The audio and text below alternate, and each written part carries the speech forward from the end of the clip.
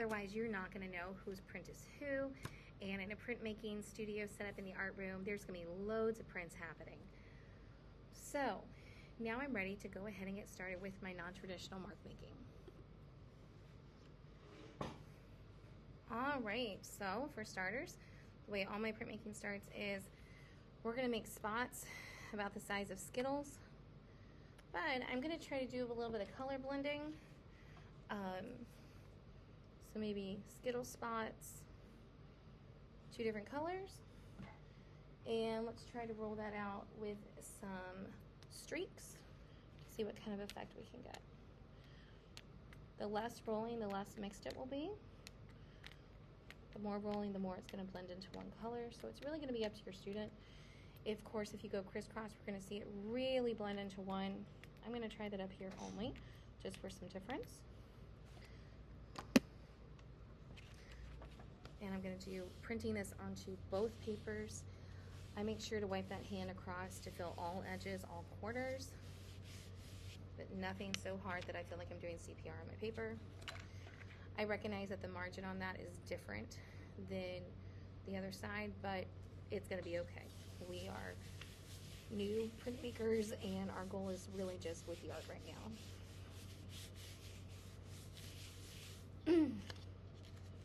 All right. Ooh, that one was so sticky. Brought the plate up. That's all right. And if that tape gets loose, we can just seal it back down. I like where this is headed already. So now I've got this blue, purpley galaxy background, and I'm thinking about what I want to do next. With masking, you are taking paper and you are masking an area or multiple areas. So I'm thinking about how I want to take a new color. Doesn't always have to be completely new. Could be just one of the 2 that you blended. Let's see if this green is mixed up. Again, I am using tempera. It's not the only thing out there, but it is what I'm using. That works best in my room for my kiddos with where we are as artists. Using a paper towel, I'm going to clean this off. I really work hard to keep my students from just traveling around the room, so they can make the most of the time they have in their chair, or also standing with this art form. All right, that's a nice bright green.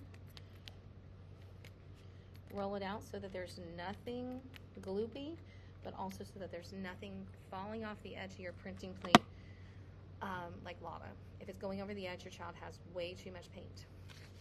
Then let's go ahead and start masking. Masking can happen with just torn paper. This is scrapped copy paper. You know, those magical scraps that you find lying around your room. But I'm just going to place it. Don't have a big plan, but I like where this is headed with these verticals. Maybe I'll put one more up here just for some balance. And that wet paper is going to curl, and that's okay. I'll hold it in place and then press. I won't do as much rubbing as I do pressing because I don't want those stencils, those masking tools to move on me. All right, so already we've got some big high contrast areas. I can pull those up. I can use them again, but if I don't, it's okay. Just scrap paper, we're already recycling, we're already repurposing things. And I think I want to choose, this is up to you if you want your students to do this, you know them. I'm going to take it and I'm going to focus on just this side because I want to do a partial to think about how I can block the color. And it was so dry. Let me try it again. I might need to put more down. And that's the thing also, this isn't detailed, it's organic, but it also is a fast-moving art form. So I tell my kids, like, they have to move it. Your careful artists are going to have a bit of a learning curve, but I know you can coach them through it. Every print's going to be different. So I'm just putting a little bit of green on because mine did get dry. It was just so thin, so that was what was left on the plate was just dry. All right. So I did masking. I think I will recycle these.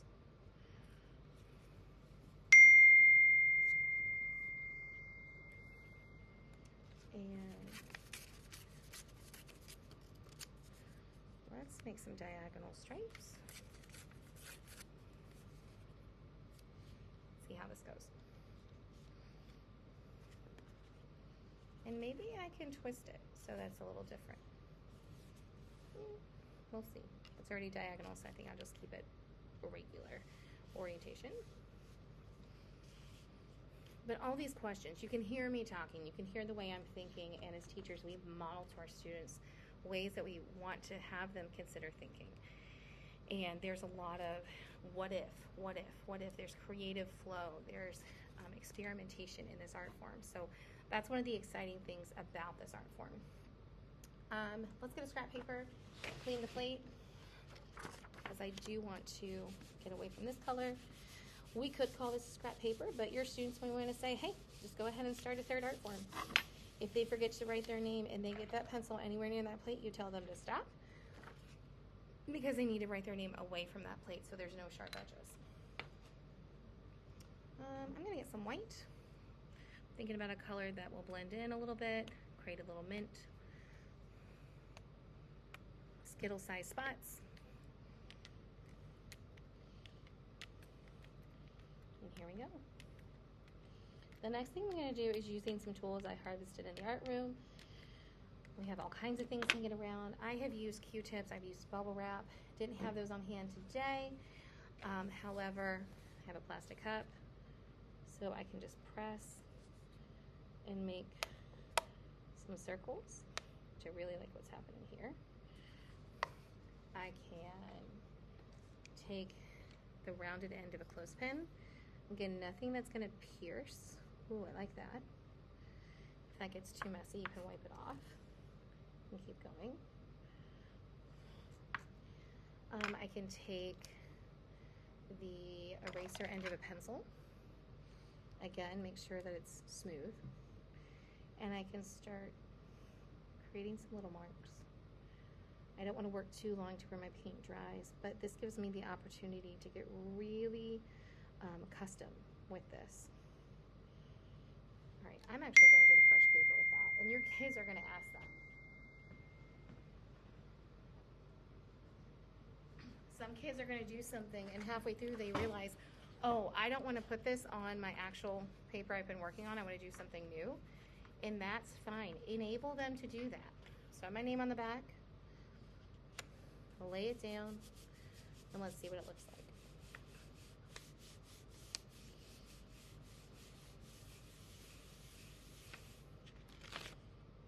Okay, some of it came up. Let's do a ghost print, see if that actually results in a way that we like more. And this is where you see some of the limitations with tempera paint versus acrylic. I've also heard that other materials are used on jelly plates, so feel free to research that and just push this tool as much as you want. There we go.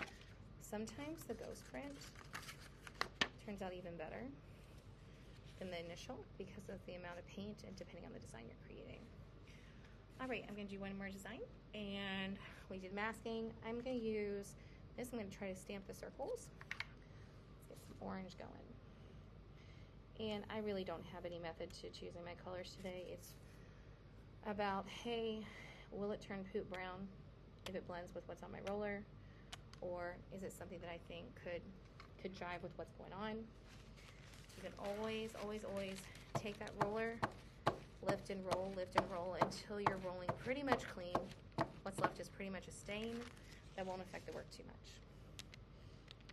And I really like the spottiness of this, so I'm not going to smooth it out too much. And let's see what happens. I don't know what will happen, but we're going to find out. Bubble wrap will do this very well. It almost could be like a honeycomb effect. I can take this initial print that didn't turn out the way I hoped, and I'm just going to press lightly, see what happens. Okay. There's going to be prints that turn out ways that you don't want, and that's okay. I have an end of a clothespin. I'm going to make sure it's not too scratchy. And I'm just going to feel like I am plowing through the paint to do some crisscross designs. Really just think about the principles and elements of art.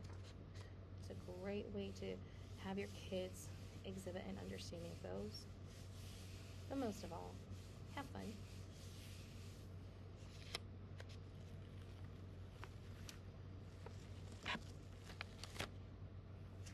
All right. The very last thing I'm going to show you is what I use with bingo daubers. When my kids have prints that are dry and they want to use stencils,